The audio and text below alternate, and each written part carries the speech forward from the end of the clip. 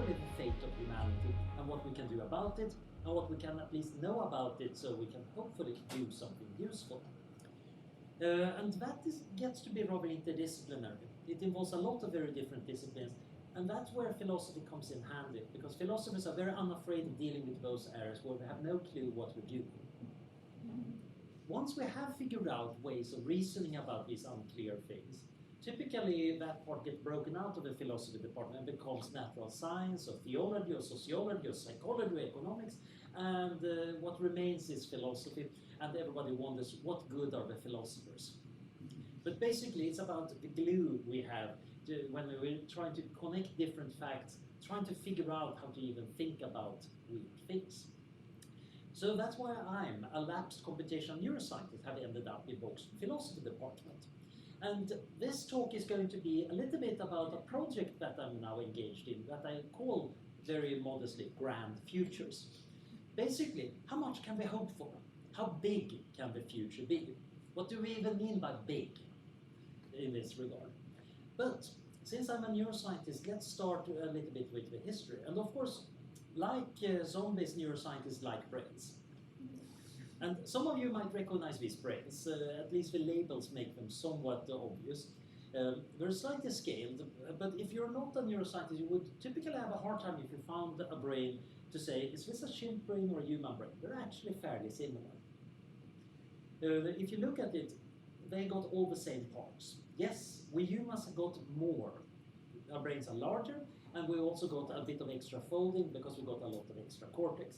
But if we go back about 5 to 7 million years, our ancestors had exactly the same brain. Would probably look roughly like the chimp brain. As people who have interacted with chimpanzees know, chimps are not terribly stupid. They're quite able to survive quite well.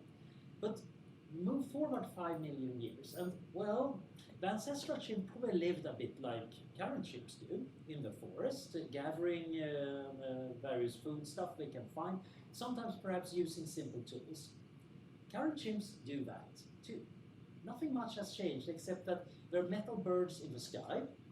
The forest is getting awfully small. There is a lot of hairless monkeys around, and some of them have sticks that go bang, which also means that there's a lot less predators around. But the chimps can't even tell that something has changed. They don't have history. It's not like they noticed that something really weird has happened over a very short period of time. Meanwhile, we humans, we have history. We kind of noticed that over a very short span of time, just a few 100,000 years, we went from living as very simple hunter-gatherers to expand across the entire world into all parts of the biosphere. We can be found in all ecosystems, more or less, except maybe the deep ocean and places like coral reefs, even though you find a fair bit of divers and maybe some followers of Jacques Cousteau over there. And we are running the show. We're actually a major geological force. So when it comes to actually eroding rock and turning it into gravel, humans are apparently the largest cause of gravel on Earth. We're fixating nitrogen as much as the rest of the biosphere together. And this is thanks to the Haber-Bosch process, which was invented less than 100 years ago. So the biosphere had been going on for billions of years and slowly, painstakingly figure out ways of taking nitrogen from the atmosphere and turning that into nitrates, which are very useful for biology. And Haber-Bosch shows up and in a blink of an eye make a process available that allows us to get an enormous amount of nitrogen fixation. So people like to talk about that we live in the Anthropocene, and I think it's a correct term, that we're actually having a new geological era where we humans are a major geological force. Which is of course both good and ill, because while it's certainly true that we're the largest big mammal around the planet, we're very common. The other really common animals are kind of our livestock. So we made certain species super common and move them around worldwide. We're also kind of messing up the climate and depleting the species diversity in quite a lot of areas. So we're certainly not doing a perfect job of this.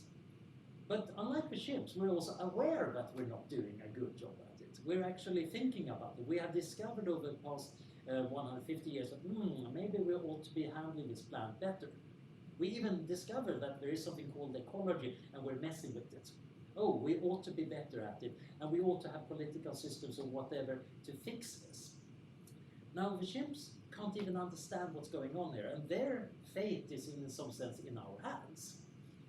This is partially also a reason why my institute is working quite a bit on artificial intelligence, which I'm not going to talk much about, but basically if we could get something smarter than us, then we might end up in the same situation as the chimps. So it's rather important to get that artificial intelligence systems working in a nice way, compatible with our continued existence.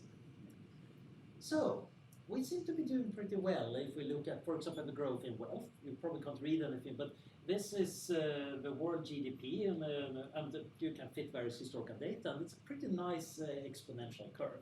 In fact, if you try to fit really old historical data and go back really far into history, rather hard to see in the light, but basically on a log-log diagram, you can see that for a very long time we have had exponential growth.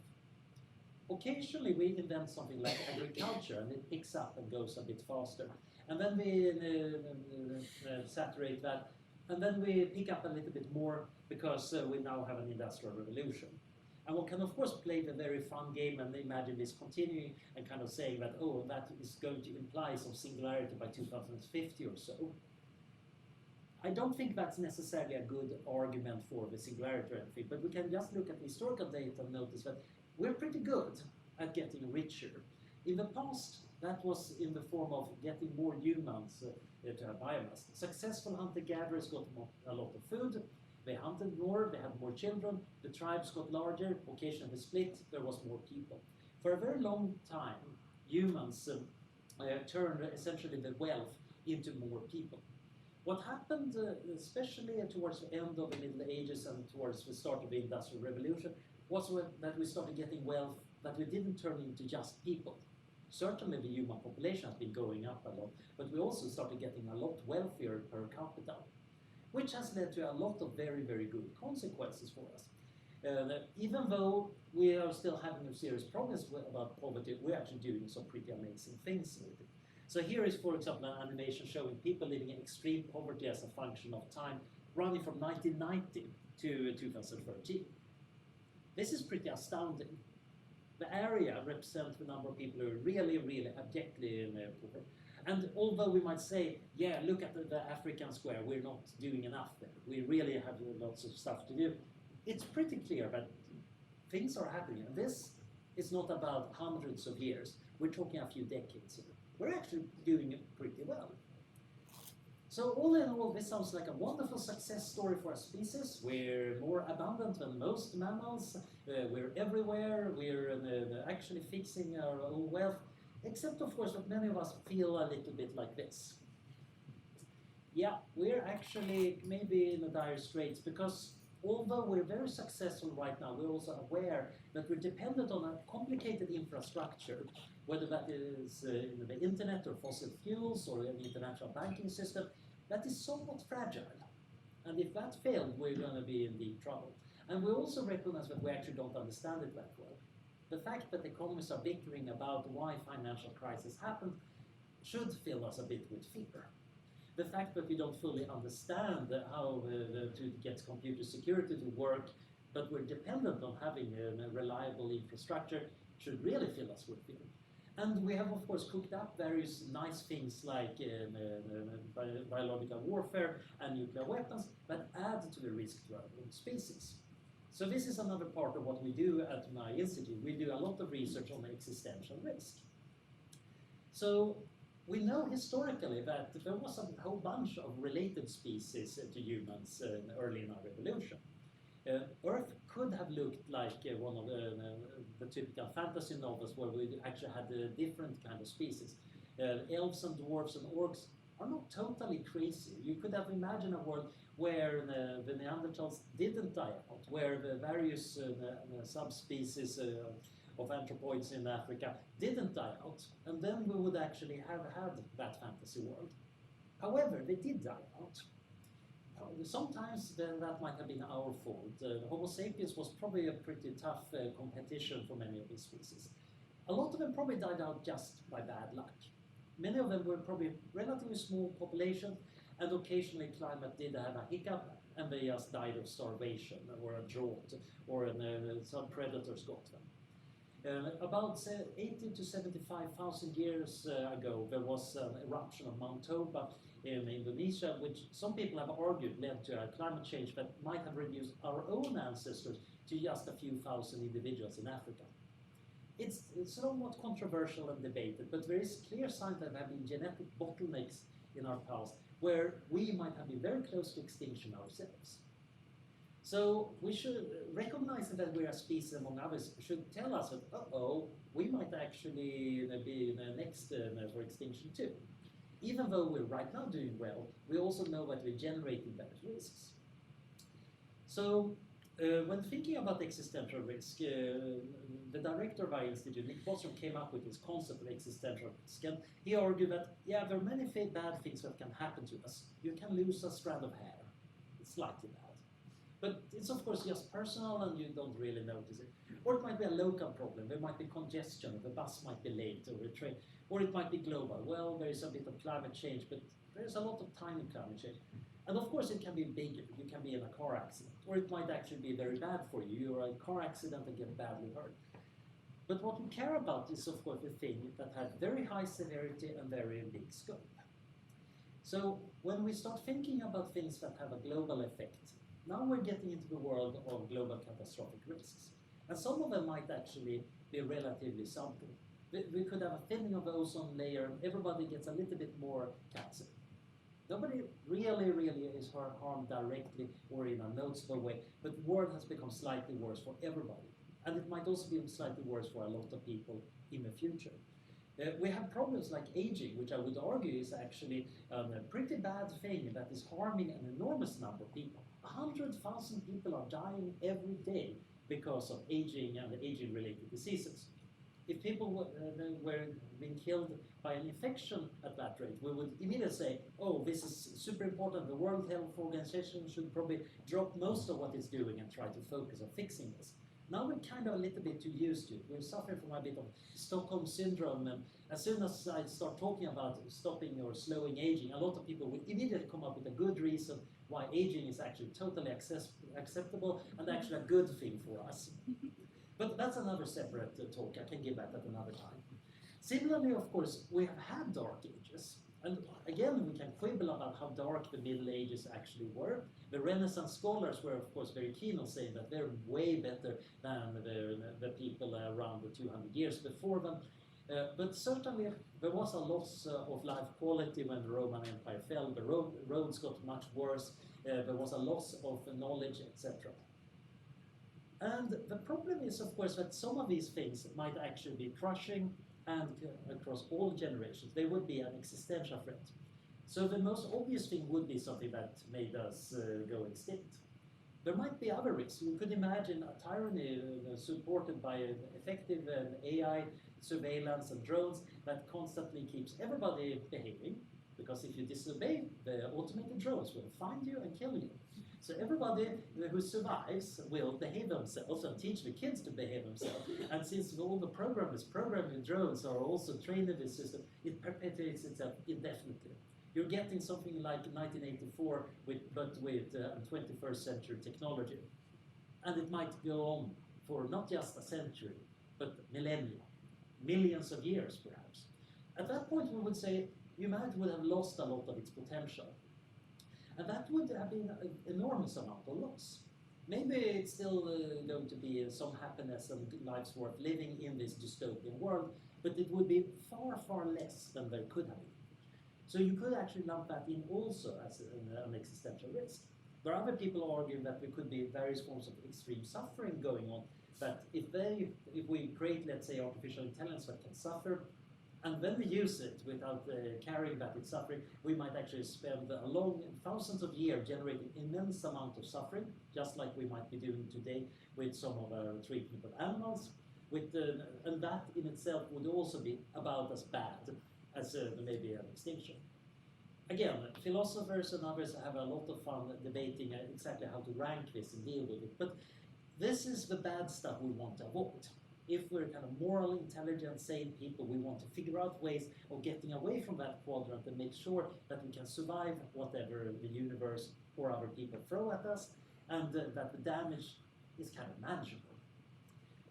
So one can do a taxonomy of trying to think about this, and one way of thinking is, well, what does harm us? Well, there are some natural risks, meteor impacts and supernovas and pandemics. A lot of it seems to be caused by humans. And then the problem might be that some of it is generated because we humans generate trouble. It might be some people are malicious, some people are sloppy, some people don't know what we're doing, and we might accidentally release a super greenhouse gas that messes up the climate. And sometimes we just don't care in the right way, we're badly coordinated. And then, of course, once the problems start to show up, we might also have a problem handling. If a supernova goes off nearby, we can't do very much about it because there's too much energy impinging on our planet, so we can't shield ourselves yet. A friend of mine, Milan Serkovic, who's an astronomer in Serbia, has a lovely paper about how to make ice shields out of objects out in the Kuiper belt to actually shield yourself against a supernova you know is coming. We can't do it yet. We need a fair bit of extra technology before we can get there. But it looks like it's physically possible to actually protect yourself if you know roughly when you get a supernova blast. So we can get around even very large risk if we plan ahead very well. The more scary ones are the cascading ones, like a financial crisis or a pandemic. It spreads from bank to bank or from body to body if it's a virus. And that way it scales itself up until it's unstoppable. And things might get bad, of course, if it's bad for our ability to cooperate against it, or if it's very subtle and hidden, or if it's very fast, or very, very slow, so we don't notice it. And for something to really wipe us out, of course, it also needs to either hinder us from stopping it, because we might lose our technology, or change the environment we need to survive, or it might be smart. Again, getting back to those artificial intelligences that might be badly programmed, or it's something that's everywhere. I'm not going to focus too much about existential risk, but I wanted to bring this up as a kind of contrast to the more positive scenarios I'm going to be looking at. This is the kind of stuff our institute tend to get known for, all this doom and gloom and the dour stuff. I'm going to do the glass is half full argument to show really why we want to fight against this, because the future could be pretty glorious. So I'm going to jump past relatively quickly about what's so bad about existential risk. There's, again, interesting philosophical questions about it. And similarly, there are interesting problems about why we're so bad at handling it, because basically this is the biggest public good problem you have ever seen. And one part of it is, of course, it's especially affecting future generations. As if there are no members of the future generations in the room right now. They don't have a voice. And yet, if we do something to reduce the risk to them, they benefit, but they can't pay us back. That's very naughty of them. If they could pay us back, wouldn't that be wonderful? But it's very hard to set up. So you have the ultimate free rider problem. The future is kind of a free rider of the present. We might want to figure out a way of handling that. So we want to basically have a strategy to get from where we're right now. We're in this little rocket ship of humanity. We can't slow down. We have to move through this somewhat dangerous space. And we're getting better at coordinating. We should recognize that today we can coordinate each other way better than any way in the past. It's not just because of the telecoms. We actually have also organizational structure. We have everything from the parliamentary democracy over to various forms of bureaucracy, to meeting rules, to various heuristics for organization that are getting much better. Today, if you need to get 100,000 people together to do something, you can actually do it. That would have been more of an epic in ancient Greece. Similarly, we actually know a fair bit more. And our technology is getting better. The problem is, if we just boost one of them, we're likely to run into trouble. Too much coordination, we might make that dystopia very real. Too much insight but no technology, well, we're going to be a wonderful philosophy department, but we have no way of stopping the asteroid, and so on. We want to steer through this, and there might be a safe region, which is an interesting question whether it actually exists. And we want to figure out what the important things are before earlier as possible. So now, let's think about the near-term options, unless there are some big questions. Nobody dares raise the big questions, at least. Yeah. So, Generally, when thinking big and long term, we might want to ask, what could we do in the next era, whatever that era is in terms of time, that would really affect our options as humanity. And one issue might be thinking about what's a sustainable population for Earth. So this has actually been a debated question for a long while.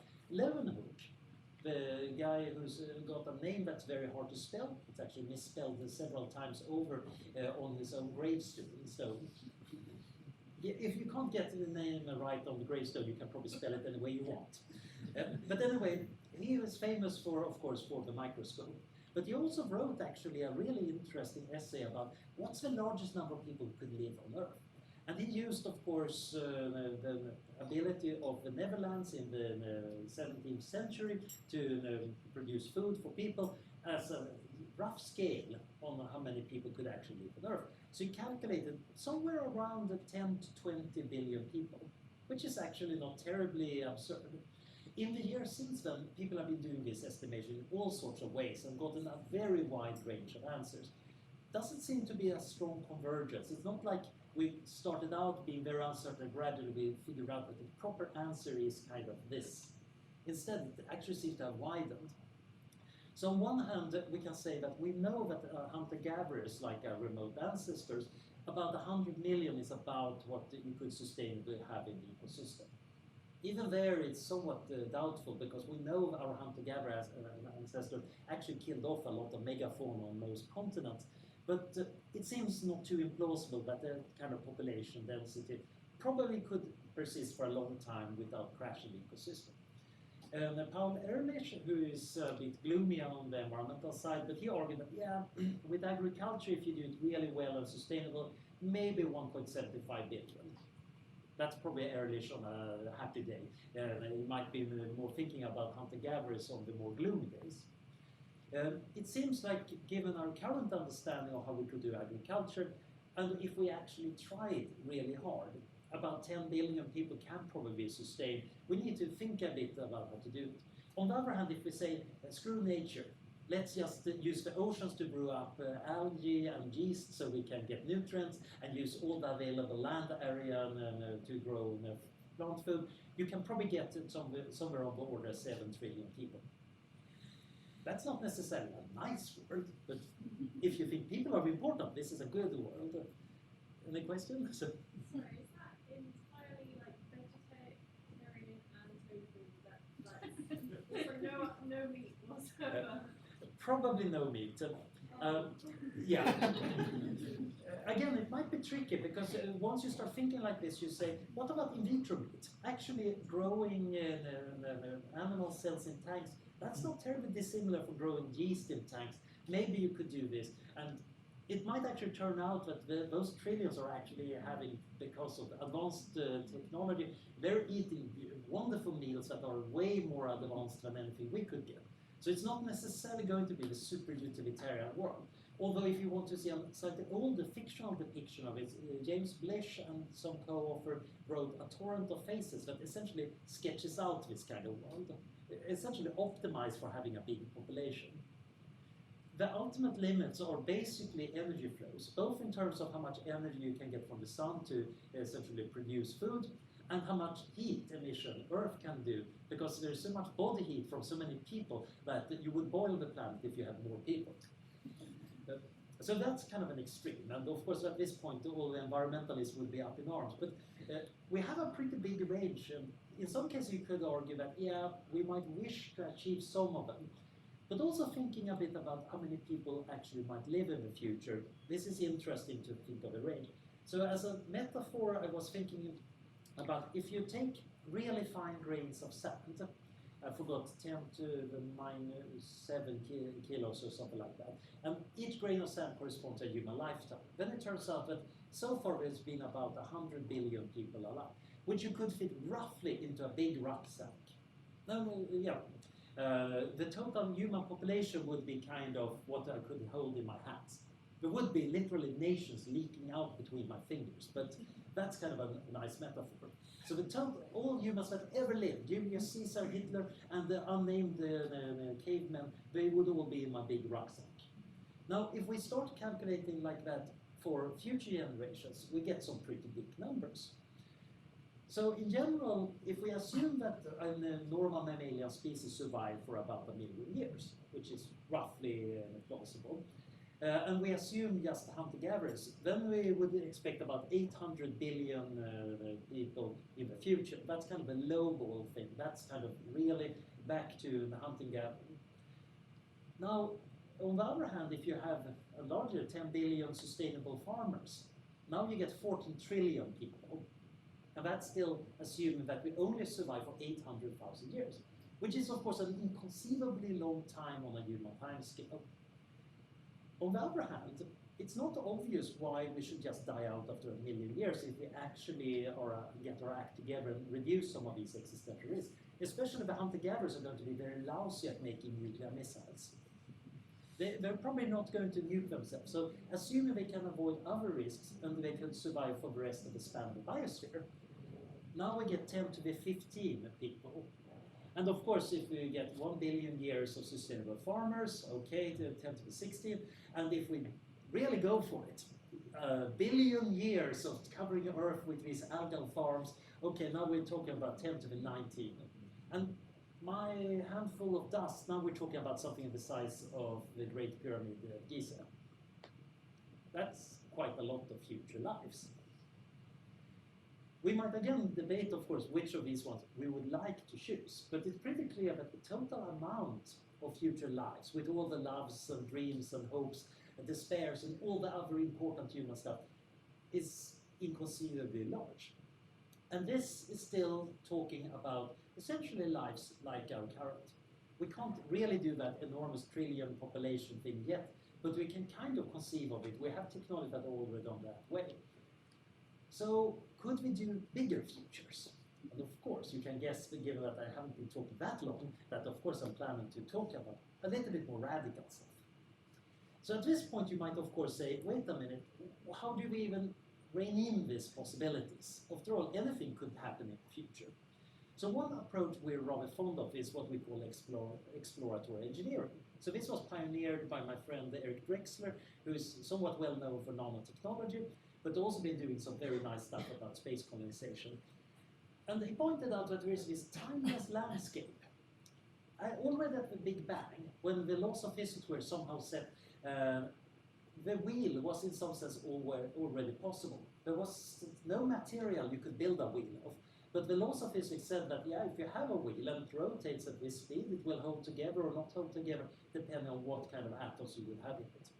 We know that there are laws of physics limiting how big we can make our machines, because beyond a certain point, material strength is not enough and it will collapse.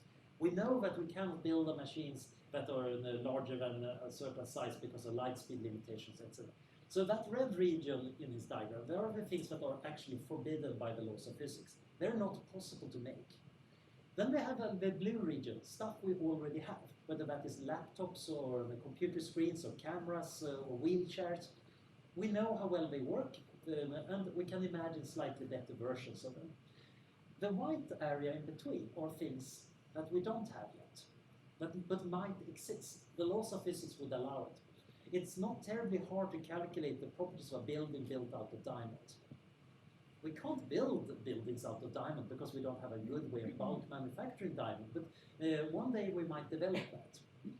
And we can actually use standard methods of understanding engineering, understanding the properties of diamond, which have been measured in a totally conventional way, to calculate what this building would be.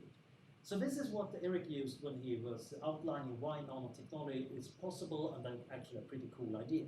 Basically, he was showing that if you were to build this computer made out of small nanoparts, it would have this amazing performance.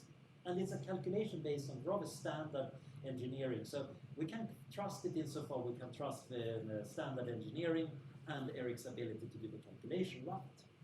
So in the future, we should expect that if some systems are built out of parts we actually know how to do, we can actually assume they are going to work in the far future too.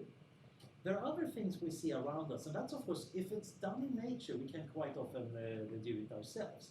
So this is one reason why I'm pretty optimistic that eventually we will get artificial intelligence, if only by copying brains. We know that the biology is really good at making copies of itself. So it should be possible to make a self-replicating machine. In some sense, we already have them, and they're called computer viruses. We might want to make physical machines like that, and hopefully with a slightly less destructive payload. Another thing is, of course, that we can automate many tasks. If something can be done, you can do it again and again and again, and this typically scales up performance enormously. And of course, we can automate the building of various forms of machinery too.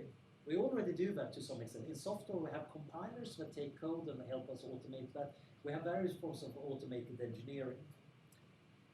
And this leads to a really cool and really important and somewhat frightening realization. The first one to mention was Kardashev, the Russian astrobiologist, who pointed out that civilizations might actually not have a particular size scale. Up until recently, the size of a civilization on Earth was set to how fast you could ride in about a month.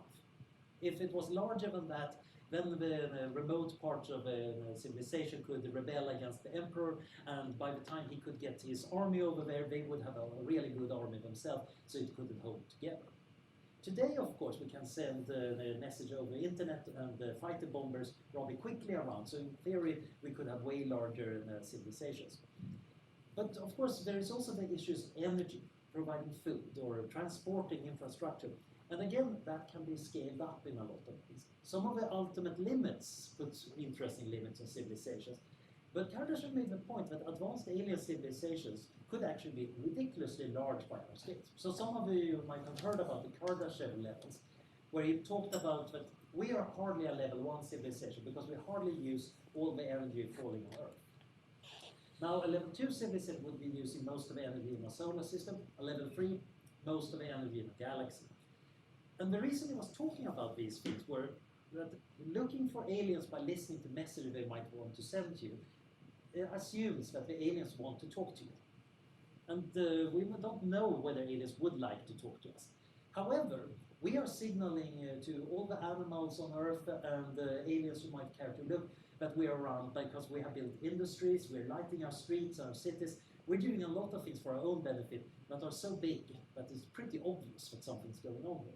So if we had a Kardashev level 3 civilization that was using a galaxy for something, it would be pretty noticeable, rather far away. So far we haven't noticed one, which is kind of evidence that maybe intelligence is rather rare, or it's very eco-friendly and one doesn't want to be seen. But he made this important point that as civilization develop, they might actually be able to act on enormously large scales, because we are also doing that. The fact that I traveled up from Oxford today just to give this talk, to my ancestors would have been, whoa, that would have been a long horse ride. And for my more remote ancestors, that would have been a really long walk. Today, of course, it's just a train ride. And maybe in the future, I'm just using telepresence. It's getting easier and easier to scale up these things. Many of you have probably traveled also fairly far. And again, to a medieval thinker, that would have been absurd, because the sheer amount of riches it would take to bring a bunch of select people like you together over many, many kilometers. Whoa, that would have been costly. There must be some very rich nobles supporting us. So, thinking about this is that these limiting factors, if we can get around them, we can get very, very large civilizations. So, what are the next things? I mentioned the possible future on Earth, but most of you probably know that, yeah, we would probably feel a bit like failures if we're told by some visitors from the future that actually all humans ever stay on Earth and in a billion years will go extinct when the sun gets a little bit too hot. Most of us actually have a bit of hopes of getting out there. Maybe not personally, but that our species eventually do that. And that is, of course, also quite essential if you want to avoid existential risk. So we know practically that, yeah, we can certainly send people to the moon, and we can certainly send robots to Mars. Is it possible to scale that up to colonize the solar system? And I don't think there's anybody today would say, no, that's absolutely impossible. They might say, yeah, it's a waste of money, or it's going to take a long while, or there is no political will, or what's the business model, honestly? And those are very good questions, but they're not really giving us a strong argument against it. So I think the biggest problem we have is the experiments of the ISS show that, yeah, living in zero gravity is not very good for you. and there's a fair bit of radioactivity. We know roughly how to handle that in terms of making rotating habitats. Shielding is tricky because if you just add a thin layer of lead, you actually make the radiation worse. You get a high energy proton hitting the lead, a shower of elementary particles go into the cabin and make the astronauts slightly radioactive. That's not very good. So you want much thicker shielding, and that's going to be very expensive to launch from Earth. Ideally, you want to have big water tanks, thick water tanks. Similarly, you want to have an enclosed ecosystem. And right now they work. Some of you might have heard about Biosphere 2, which was a little bit too fancy and too complicated to really work well. Way too many bells and whistles. There are way more boring systems for it's called cells systems that are mainly growing wheat, but you can subsist on them. Somewhere in between Biosphere 2 and this, there is probably something that would make astronauts both happy and well fed. So again, we roughly know that it's possible to do something that could sustain people in space. Right now, very few people would want to live like that, but it seems to be totally physically impossible. The main problem is, of course, it's tremendously, ridiculously expensive to launch stuff from Earth because you need to lift it up, and right now the current cost has been on the order of $10,000 per kilo, which is way too much for most things. The new space movement, where you have SpaceX and their competitors, are trying to bring it down by an order of magnitude, and that looks totally technically feasible. That's still pretty good. That's great. But still, it's going to be rather expensive to set up a big system. The International Space Station, after all, cost many, many, many billions. So the really interesting thing is, can we actually use in situ extraction? That is, can we use asteroid and the moon to extract material?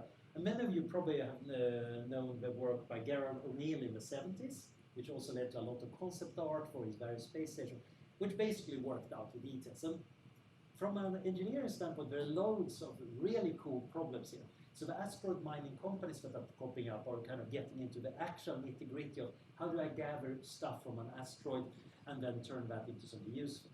Basically, the value of resources up in space is high in order to build other stuff up in space. So Elon Musk's competitor, Jeff Bezos, has got some company called Amazon or something. His argument, essentially, yeah, we should be building O'Neill's vision. When you look at what he's proposing, in contrast to Elon's Mars project, it's very much in line with these visions of the solar habitat, rotating habitats, ecosystems, big solar panels to provide energy. Elon has an argument that they're actually not cost-effective compared to having solar panels on the ground, which is an interesting technical question, because sending down microwave beams to the ground would be relatively effective, except that you want to keep them very weak so that you don't get orbital laser beams. People get so nervous when you say that you could microwave their city.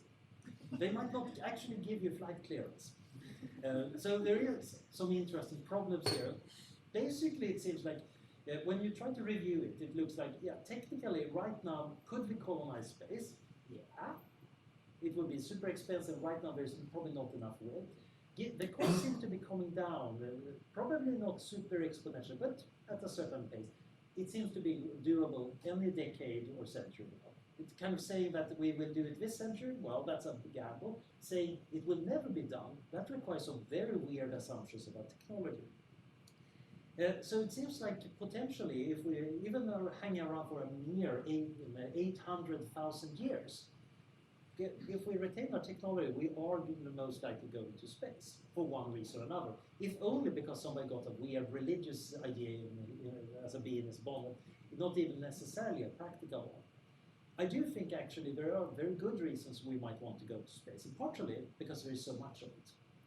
So normally when people talk about space mining, they go on about platinum and the cool metals you find in asteroids. But if we actually think that the point of going to space is eventually to live there, it's a tough environment. You need a lot of protection. But on the other hand, you have an enormously large ecological niche. So if we think about the top kilometer of Earth's crust, which is where all the life on Earth is more or less located, give or take a little bit up in the atmosphere, that's 10 to the 12 kilograms. And we get 10 to the 21 kilograms of stuff in the asteroid belt. And that's just easily mined stuff. If you were to turn that into these kind of space habitats, basically we would amplify the amount of the biosphere by many, many, many, many orders of magnitude. And of course, this includes a lot of potential for making new kinds of biospheres. So even if we say we don't care about humans, we just want animals to live well, we might still want to do this because this would actually expand Earth's biosphere quite tremendously. There are interesting issues about can we get enough nitrogen, because that's probably the scarcest thing in the inner solar system. But we can probably get that from the atmosphere of Titan and so on. So there are probably not that much elemental scarcity. And once you have the ecological niche of turning sunlight and asteroid regolith into habitats and biosphere, that's a niche that stays stable for billions of years. And if you give one of those habitats a nuclear reactor and a bit of push, 10,000 years later we're in another solar system. So this way you could actually spread to the stars very, very, very slowly, without actually assuming any very radical technology. We quite often assume that in order to colonize the stars we need super technology. But the Voyager probes demonstrate that we can actually send a lump of matter to another solar system using 1970s technology. They got a gramophone recording on it, for heaven's sake. Not even a CD. Of course, by the point when the Voyager probe actually gets to another solar system, it's not going to be working. It was never designed to actually do anything useful over that system. But it actually does look like we can accelerate things so that very slowly get over. We might care about getting there fast if we want to get there in our own lifetime, which is a very different problem. But actually spreading things interstellar is totally within our current capability. Things like the Breakthrough Starshot Initiative is aiming at sending off these small ships with solar sails at a fairly brisk pace of 0.2 C to other systems within a few decades. Even if they only have half that speed, it still means, yeah, sending stuff to other solar systems in decades is actually not totally impossible. So that looks pretty positive. But of course, we can be more ambitious than that. After all, why mine just asteroids? Well, after all, you could put up a bit of solar collectors and you use that to mine stuff, let's say from the surface of Mercury, which has a lot of solar power. And then you use that to launch it into orbit. O'Neill had this idea about mass drivers, etc. And then you use that to make solar collectors that beam down energy. And now you have a pretty nifty system that will make more and more solar collectors and more mining equipment and more launch equipment, which will mine much more, and it of course scales up exponentially. And before you have it, before you know it, you have a Dyson shell. So when you do this calculation about how fast this will happen, I did that for a paper. It turns out that you can actually pick apart Mercury in 40 years if you have this kind of system. And we were not even trying to push the envelope. The biggest problem at the end is cooling, because basically you have so much machinery doing so much digging that it's just going to melt. So my point here is not that it's a great idea to pick apart Mercury. I'm not going to be on record as saying that I want to pick apart all the planets. But certainly, it can be done if you have self-replicating technology and robotics, which doesn't have to be particularly super intelligent, I think. Given what we know ants can do, we can probably make use of something ant-hill-like in terms of robot to actually do this mining. Again, in the 1970s, NASA did work out a bit about a self-replicating lunar factory, which over a span of a few years could build a copy of itself. And then those two would, of course, over a span of a few years, build two copies of themselves. And, well, before you know it, the moon will be covered with factories, at which point, of course, the environmentalists would have some reason to be concerned, not to mention the romantic lovers who might not find the scene in the sky to be that beautiful. Now, they were, of course, rather behind what we are currently in machine learning, so it looks like we can probably be more ambitious. But again, this is the Kardashev argument. It looks like this kind of technology, once you can colonize the solar system, you can actually start picking apart many planets, if you want to. One reason might be to build a Dyson shell. Make solar collectors around the sun and collect most of the sunlight. You actually don't need Mercury for that. I think you can use Pallas, the second largest asteroid, the asteroid belt, if you're using rather thin film ones. If you want to use heavier ones, I tried to do a steampunk version using iron and literal steam turbines to test the calculations. You can actually use Mercury. Now, I don't recommend doing steampunk Dyson shells, but They look like they're physically possible. Why would you ever want to do that? Well, one reason is, of course, that all that energy can be used for interesting things. Most of the stuff our civilization is doing requires energy because we want to do work. Whether that is information processing in our own brains, we need about 20 watts of energy for that, or doing computation, or building things. Whether that is making gardens or artworks or picking up our planets. So Freeman Dyson's originally suggested the Dyson shell because he noted that we're using up energy at an exponential rate. So what's the natural limiting point? Well, that would be using all the energy in a solar system. And then he pointed out that we should be looking for a solar system that look like they've been englobed like this, because that might be signs of aliens around. We haven't found anything like that yet. There have been some interesting finds, but none that really works. Some of you might have heard about Tabby's star, which is a star that has some really weird occultations of stuff around it. We can't really make heads or tails of what's going on there. People have been kind of semi-joking saying that's the alien megastructures. It's unlikely. It's probably some weird comets or something else, but it's kind of looking a bit like you would imagine a half-built Dyson shell or something. Now, already englobing stars seem to be a pretty highly ambitious thing, but another important aspect of colonizing a solar system is that this actually fixes a lot of the problems with existential risk. So even if we don't go about picking up our planets, we might just want to live apart on a lot of planets and space habitat, simply because it reduces risks a lot. Right now, all the eggs are in one basket. Mess up this biosphere and that's it for us. Having several biospheres, like Musk likes to point out, that would be quite useful. Having movable habitats is very good if you need to move away from something. And it seems that that actually fixes quite a lot, not all, but most of the factors affecting existential risk.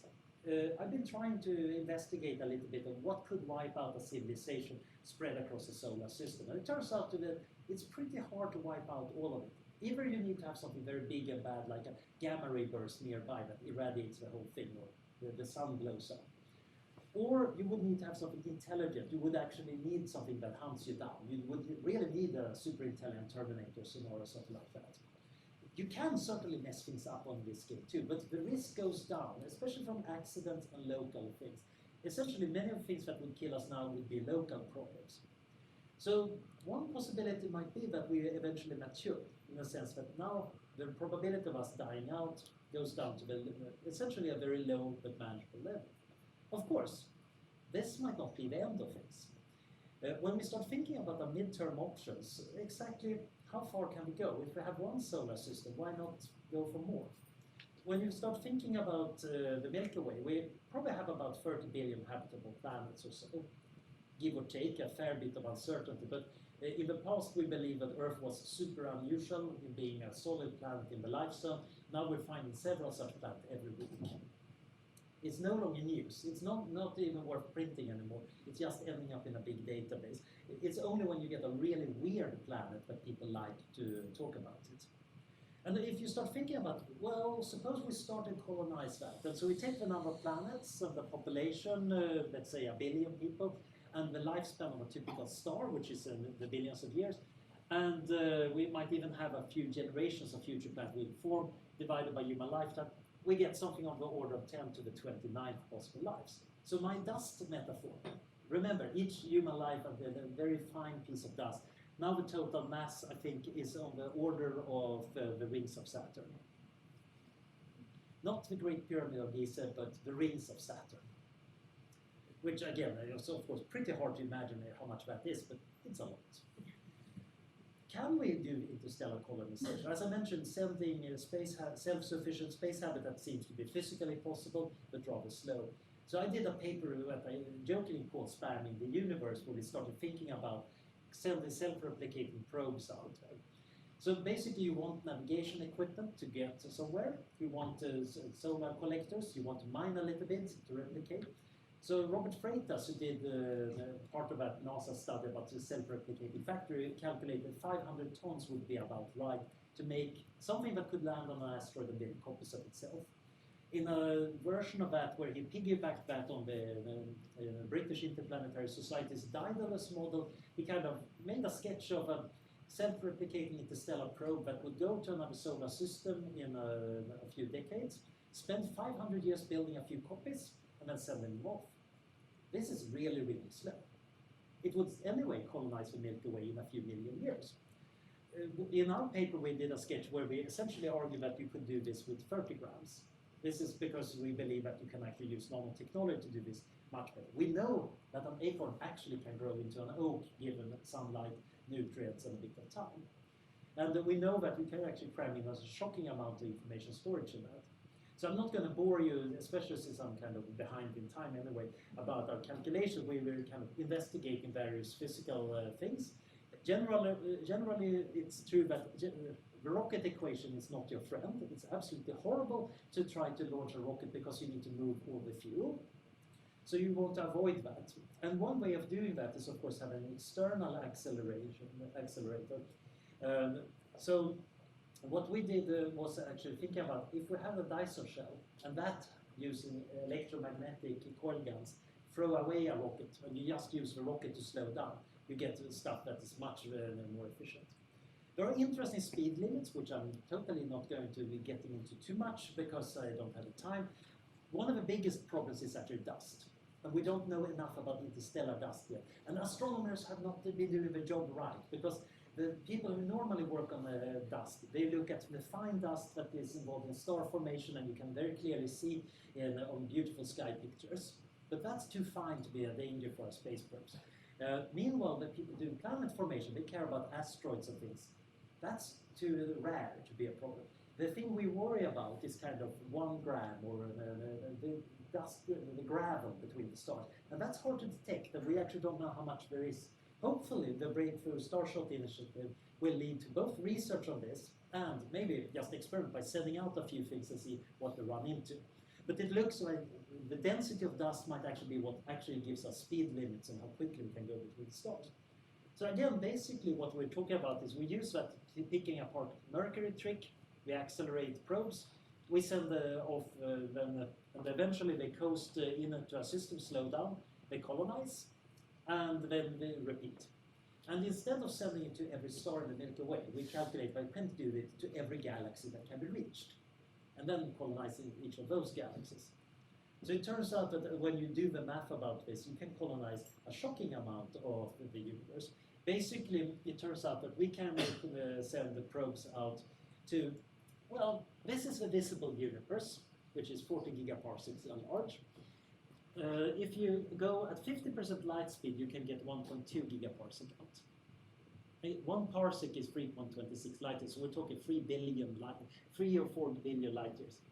If you go near light speed, you can get out to almost 5 gigaparsec. What sets this limit? Well, that's the expansion of the universe. Essentially, if I'm aiming at the galaxy out here, by the point I'm getting to that place, the galaxy has moved away, and is actually moving away so fast that I will never catch up with it. This is the reachable universe, the stuff that we can actually reach before it runs away from us. So we can see galaxies we will never ever touch. So if you think that we humans are actually a bad influence on the universe, you can be assured that this part of the universe will never be messed up by us. On our hand, if you think that we humans are really awesome and we can make things so much better, this is the part where we can make things better. Now, if you start thinking about it like this, if you send these probes and try to colonize the planet, now we get to 10 to the 38 possible human lives. That's about the mass of the sun in my dust analogy. It's kind of inconceivably vast. We're talking about billions of galaxies with billions of planets, and on them there would be billions of people. But of course, maybe we don't live on planets, because as O'Neill pointed out, maybe planet surfaces are a bad place to have an industrial civilization. They're so hard to customize. Most of the matter is just lying there, giving gravity rather than containing life. So if you start building Dyson shells and things like that, it turns out that now the total mass of my dust analogy corresponds to the central black hole of the Milky Way. We're talking about 10 to the 47 human lives. And again, this is ridiculously inconceivable. But in terms of big future, I think we can agree this is very, very big. And of course, I have so far been kind of mostly assuming real biological newness, rather than uploads living in solid-state civilizations, which are way more energy efficient, etc. That just scales it up by many, many more orders of magnitude. And yet, this is all about rearranging matter and energy in a tiny part of the universe. If we think about the stuff the universe is made of, most of it is pretty useless by our standards, because 72% of it is dark energy, which we have no clue what it actually is, but it doesn't look like you can use it for anything. 23% is dark matter, which doesn't look like you can use for very much except have around. And then you got 4%, which is just hot intergalactic plasma that is going to be very hard to gather. I actually been looking into whether you could kind of make giant graphene sheets and balloons and try to gather it, but it leaks through. There might be other ways super civilization in the future get there, but the rest here, well, a lot of it is going to be stars and neutrinos, but a little bit is going to be planets, a very little bit. It's 1/1,000,000th. We could probably collect the planets and probably rebuild the stars, so we could get a fraction of this, and that seems to be totally unique. So in this picture, what we're talking about is a kind of phase transition of matter. In some sense, what I'm describing now is a really weird crystallization where you take normal matter and add a pinch of intelligence to one little planet somewhere, and then eventually, just after a few thousand years, it starts spreading and converting matter into organized matter, whether that's space habitats and solar powers and robots and gardens and lovers and whatnot. In a sense, this is a claim about physics, that normal matter and non-living matter is unstable to a transition to living matter. So there are some very interesting philosophical questions, but I also think we can view it actually as a physics problem.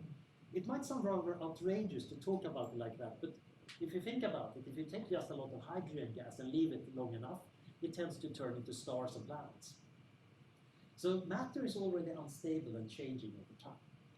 So the cool part here is that we might be involved in a process of turning it into something that, at least from the inside, feels very meaningful.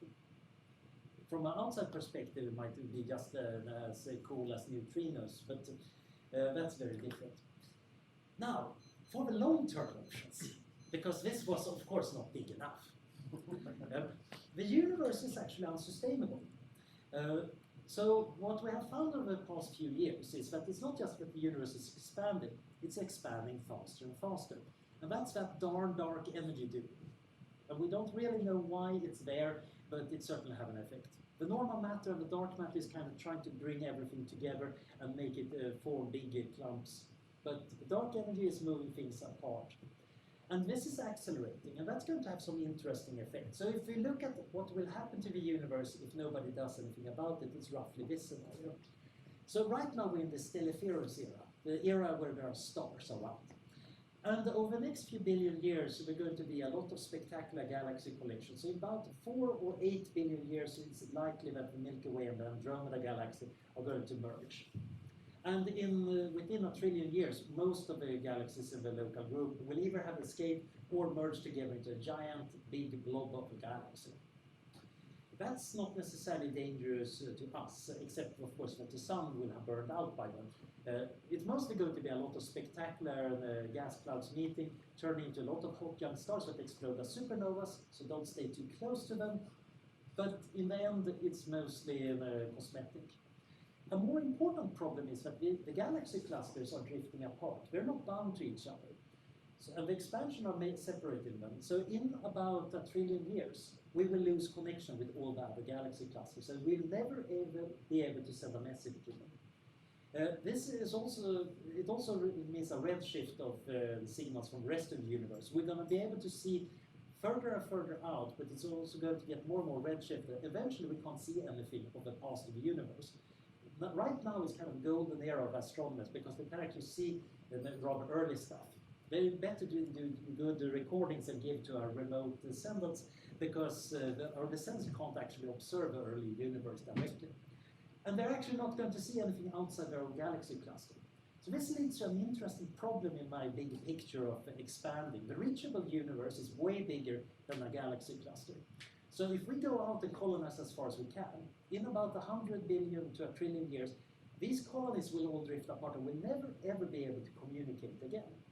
So if you think that the good life is a life that you live locally, you're happy, you're talking to your neighbors, and maybe you're having a great civilization, that's fine. If you think that no, we should use all our minds together to solve the deepest problems together, then you have a problem, because we need to solve those things before we lose contact. If we need to set up ground rules for what we do in the far eras of the future, again, we need to actually do that relatively quickly. Also, in between a few trillion to 100 trillion years, star formation will eventually end, and the stars will start guttering out. It's quite cool to note that some red dwarf stars we see in the sky right now are still going to be shining over there. Red dwarf stars are like the little Volkswagen Beetles. They just keep on going. They're very energy efficient. They might not be glamorous, but if you live on a planet around that, it's going to be around for a trillion years. But eventually the stars actually do run out of fuel, and then you get to the degenerate era, which is named mostly after the kinds of matters that dominate rather than an immoral decay. And at this point, you have mostly brown dwarfs left. The white dwarfs are slowly cooling and crystallizing, some of them literally into diamonds, very big diamonds. There are going to be a bunch of neutron stars around, and some black holes, and some rather cold planets. Over really long scales, planets actually tend to be lost from solar systems, either because they spiral in because of gravitational radiation, or because stars occasionally pass close enough to cause a mess. Over even longer time scales, galaxies tend to do this, so the stars either merge with the central black hole or get thrown out into the outer darkness. Then there is this big issue that probably, if there is some kind of supersymmetry theory, protons are not stable. As you might have heard in school, protons are stable particles, but that's only if we don't have supersymmetry. There, it seems like the protons would eventually start decaying, which means that matter will eventually vanish. However, supersymmetry is having deep trouble these days, because we haven't actually noticed any proton decay in detectors, and the Large Hadron Collider, we haven't seen a sign of supersymmetry.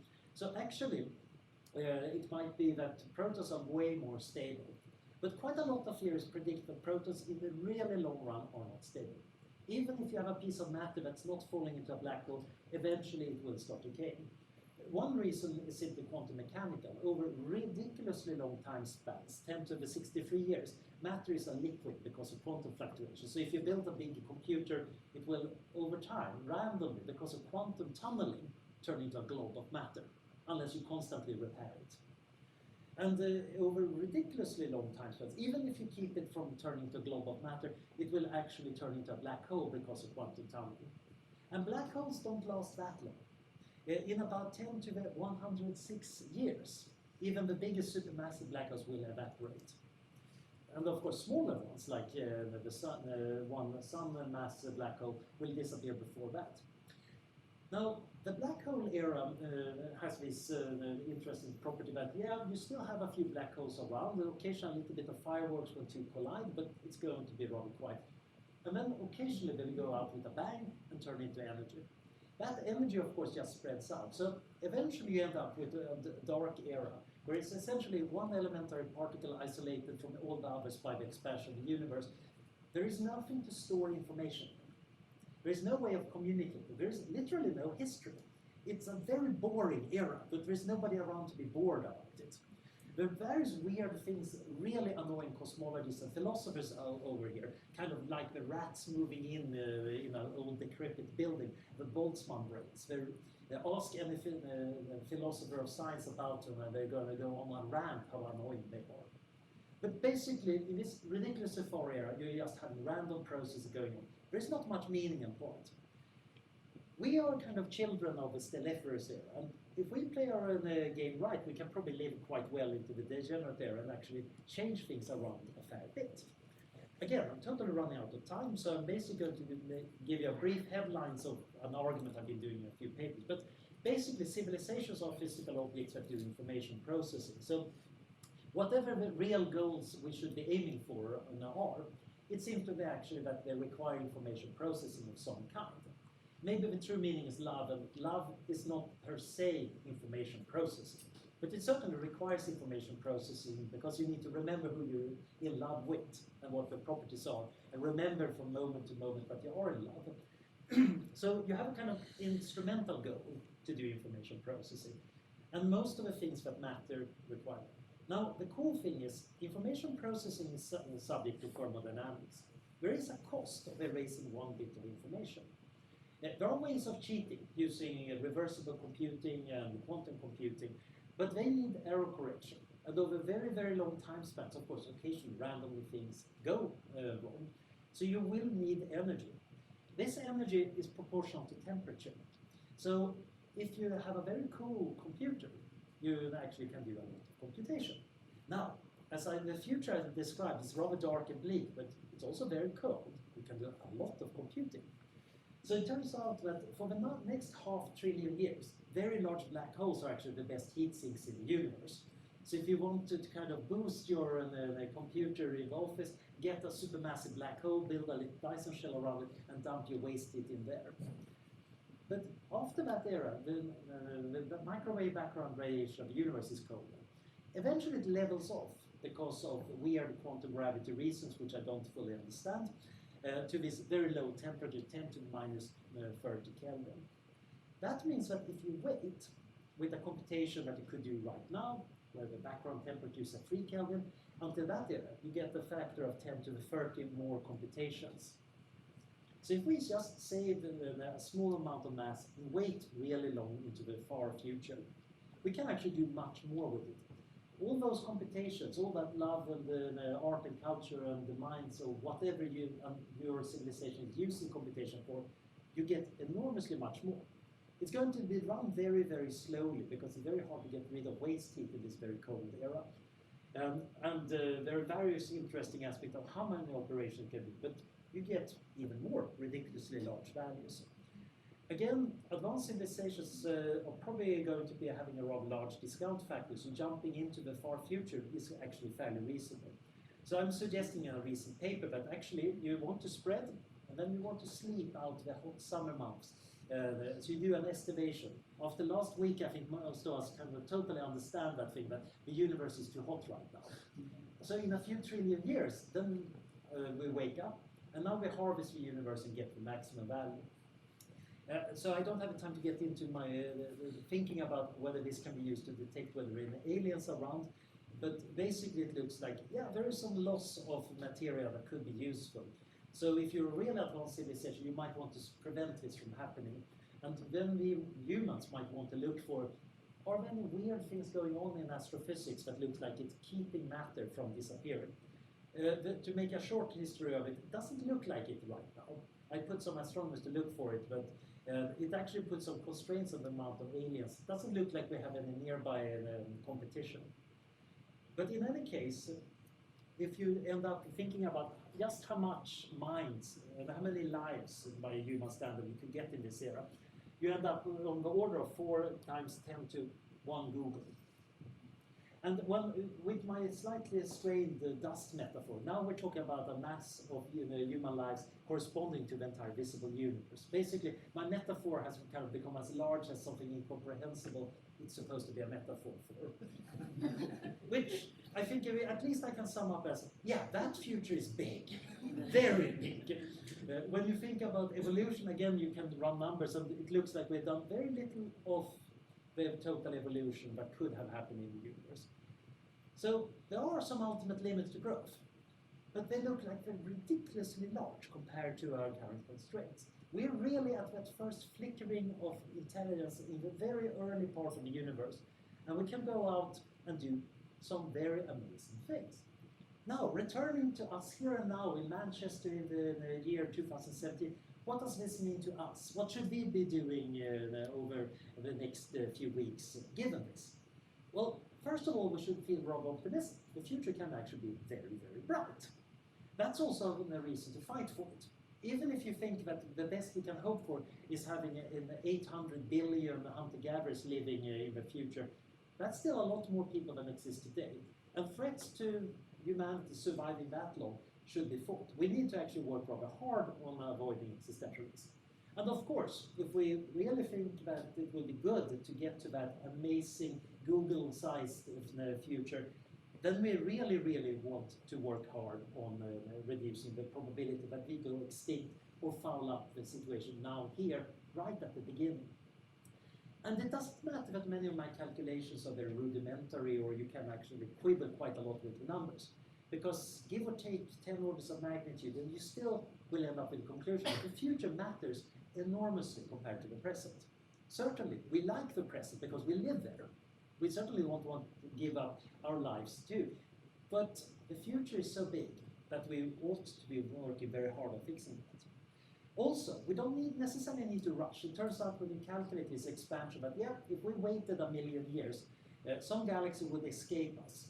But if we spend that million years making faster spacecraft, we could actually catch up with quite a lot more galaxies. So actually, waiting for a while and getting our act together and then expanding faster might actually be a smart thing. Partially also because we might want to think about what rules we want to set down, avoid unnecessary competition or conflict when doing this expansion. There might be some ground rules we want to set up for the far future where it's not possible for all parts of the post-humanity to talk to each other. We might want to start thinking about how do we put in the work on space settlement in the existential risk framework in a balanced way. In terms of being cost-effective, it's probably not as cost-effective as stopping great power war right now. If we could reduce the probability of the US and China going to war even by 1%, one calculation I did suggest that that's worth about $10 billion. $10 billion also buys you a somewhat nice space program. So probably that we should be kind of keeping Trump and China happy and the same first. But maybe in second or third place, it might actually be getting out into space. And finally, and this is hopefully the important point, is I want to show you that the glass is half full. In fact, it's full of stars. We actually have a reason to believe there is an immensely good future. If you think about the best things humans can achieve, and then multiply that by a factor of 10 to 100, that's the kind of future we could actually aspire to. And I'm hoping you're going away here filled with as much hope as I am that we can actually get there. Thank you.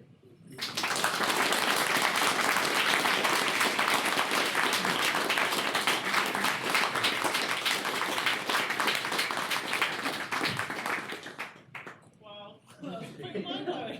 Thank you very much. Yeah. So we've got about 15 minutes for questions. We have one. Hi there, my name's Andy. I'm interested in the possibility that there's already aliens out there that have got technology. Personally, I'm curious to why we perhaps haven't detected them. Well, I guess my question is it possible that there could only be one civilization which gets to expand in its local area of the universe because it is the first to dominate, and perhaps humanity might never get the chance to go beyond our own solar system because we meet a civilization more advanced than us, which was intent on keeping us down. Yeah, so that's sometimes called the zoo hypothesis in the literature. The idea that we're kind of in an alien zoo and the zookeepers are keeping a benign or maybe not so benign eye on us. And well, as long as we keep to Earth, everything's fine. So I've been working on various hypotheses for why we're not seeing any aliens. The Fermi question, why aren't they here? And one boring answer would of course be that actually intelligence is super rare. And I have one paper arguing that we are actually underestimating the likelihood of that because we are so bad at thinking about low probabilities that we tend to assume probability that tend to produce a universe pretty crowded with life. But then you had that spamming the universe paper, but we also used that to demonstrate that the Fermi paradox is kind of worse than you think. Because an early civilization, it's not just that it could have expanded and filled the Milky Way, which is what most of the literature on alien, the search for alien intelligence deals with. But actually, it could have colonized billions of galaxies. If it starts early enough in the history of the universe, it's easier to colonize enormous amounts. So we kind of made the problem 1 million to 1 billion times worse, which for somebody in the philosophy department is good news, and everybody else is kind of annoyed at. Now, the estimation hypothesis also kind of fits in with that. You could imagine a super civilization emerging early, doing all the cool stuff you do in the material world, and then deciding, okay, the rest of it, the universe history, we're going to play World of Warcraft or live in virtual reality. But we're going to sleep through the hot early era. But then, of course, we leave the robots to kind of run things.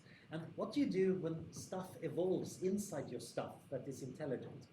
Well, they haven't wiped us out. It might be that they're just letting us be, like the zoo hypothesis, or that they eventually kind of tell us, by the way, you might want to come with us to the future. There are other ways of getting around the Fermi paradox. One is to say, maybe the technology ceiling is really low. Maybe most of what I described here is not possible at all. That would also be really weird, because much of it is actually based on physics we know fairly well. So that would be extremely odd. So basically, all the possibilities that we're alone, that there are some advanced civilizations around, that we happen to be the first ones, or that there's a low technology ceiling and a few others, are kind of mind-blowingly weird. We just don't know which of the mind-blowingly weird reasons are around. If I were to bet money, it's probably that intelligence might be rarer than we'd like to think. But then again, I don't know. Maybe the alien space lord are sneering behind our backs when I'm saying that. Well, can you have the question? Yeah, Or- I'll have or- questions. yeah. Okay, hands up for questions. Oh gosh, okay, we'll go Yeah. first. Okay, so in the slide where you talk about the maximum possible human lives being equal to the weight of the entire galaxy, wasn't it? You switched to post-humans, and that's in a cooled down universe. So is that assuming some kind of like virtualized human existence? Yeah. So I was jumping very quickly there, but basically in the late degenerate era, you don't have that many stars. So kind of keeping habitats warm and filled with water and humans, yeah, that's going to be very expensive. So at that point I was assuming that, yeah, probably people are going to be living in a software. I'm going to jump in because my questions relate to that. You talked about kind of individual human lives, but surely by this point we're all melded our minds with each other or with computers, so aren't we one just massive giant mind? Well, first of all, it's hard to be of one massive mind if you have a light speed delay. So if you think about it, this is already a problem in a microprocessor today, the kind of clock skew, because one part of the processor reacts faster than the speed of light signal can reach the other end of the processor. So if we all connect our brains together on Earth right now, the light speed limit is 1/7 of a second. That's less, I think, than the update speed of our thought. So we could probably form a giant group intelligence. But if there is a group intelligence over on Mars and we have a connection, that's at least 15 minutes of delay. At that point, I don't think it's going to be one mind. And of course, the Andromeda Galaxy, now it's going to take 1 million years to get the thoughts across. So maybe you get some fractal structure if you have this. Most likely you're going to get all sorts of complicated architecture. Just think about the weird distributed systems we build out of computers today, not to mention our organizations and nations and institutions. You can get all sorts of big and small entities here. It wouldn't surprise me that we're going to be lots and lots of small individual entities, just like there are lots and lots of prokaryotic bacteria on Earth. Even though there are kind of 7 billion very fancy multicellular organisms that are thinking great minds, and a handful of nation states that are taking the best and brightest minds and making sometimes rational decisions on it. So those calculations are kind of turning everything into a kind of small human-sized chunk. But probably what's going to matter in the very big future are going to be other kinds of entities which we don't even have words for yet. Take the question. Me? Yep. Thank you. I love your optimism, and I was going along with your optimism until the food question came up. and in a room of people interested in futurism, there were people scoffing about an idea of a plant-based diet. And I was thinking about like all the advancements that we've made as humans, and that a lot of those advancements were linked to war and other negative things like, you know, the internet, whatever. And world politics now would suggest that we're maybe going backward instead of forward, and that the vast majority of humans on the earth are a bit stupid. So I wonder about what you think about the philosophy and ethical idea of whether or not we should be growing, and, you know, like maybe we should just become extinct. Well, Yeah, so I usually argue that we're about this most stupid possible technological species, because our answers were kind of evolving better and better brains, and eventually there was enough brains around to take off and create a technological civilization, and here we are. If we had somehow some dolphins kind of trapped on a water world, we might have had to develop better and better brains, and once we finally broke through, we would maybe have been much smarter and wiser. However, we have to live in a world with the kind of brains and emotions and ethics we have. And I do think that there is actually signs that we're making moral progress. So I think, for example, we have seen the widening circles of concern. We actually care much more now about animals and their rights and their suffering than we did in the past. Certainly that can go backwards. Similarly, we're caring about rights and the humanity of other humans far away. In the past, this was not true. Members of other tribes were ghosts. They're not real humans. Gradually expanded to say, okay, the men in other tribes are like people like us. Actually, the men in other nations. Actually, even men with different colors. And yeah, women too, actually. I think we have a chance of actually expanding it. Now, some people still argue seriously that maybe being alive is so bad, we shouldn't wish it on anybody, so we should really just abstain from having children and just gently die out. I disagree. I actually do think life has a great positive value, because living beings can experience positivity. You need observers to have its value. It's just that we need to get better at it. We see the problem, we realize that we're not that great, so we can try to become greater. And there is no real guarantee. If it was kind of a law of physics that everything was just progressing smoothly, it wouldn't be a very interesting universe to actually live in. Now it actually matters what we do. Got a couple at the back. I don't mind which of you goes first. So you said that like some aliens we can just like sleep through like water. Could have like another alien species kind of already be doing that, and that's why we haven't found any? Yeah. So that's the whole point of my paper in the Journal of the British Interplanetary Society, out this month. I'm basically arguing that this might be why we're not seeing aliens. I don't actually believe this is the real explanation, but it could fit the facts. So one way of looking for it is to try to see, are there suspicious lack of processes that lose material or stuff the aliens might actually want to have in the far future? So if they, for example, needed to have a lot of mass that's not in black holes, there would be processes around that make it less likely for black holes to happen. So you can put some constraints on how likely this is based on astrophysics. But it's interesting to notice that packing up a civilization and storing it for billions and trillions of years doesn't take much space. It might be very hard to notice something like this, because it could literally be a little asteroid-sized chunk hiding between the stars somewhere, not using any energy. We wouldn't even notice it. There could be loads of them around. Actually, one of my friends, Robert Bradbury, was suggesting that the dark matter halo of a galaxy was actually advanced civilizations. Now, it's very unlikely that this is true. He suggested this back when we actually thought there was heavy objects in the dark matter halo rather than fine particles. But back then it was not a totally crazy idea, except of course most people felt it was kind of crazy. Now we know that no, that's not where they're hiding. Okay, I think answered Mark. You mentioned a couple of times about setting out ground rules for the point in the future where bits of humanity can't live each other in. What sort of things are you talking about? Because surely if we can't communicate, then we also can't interact, so we don't necessarily need ground rules.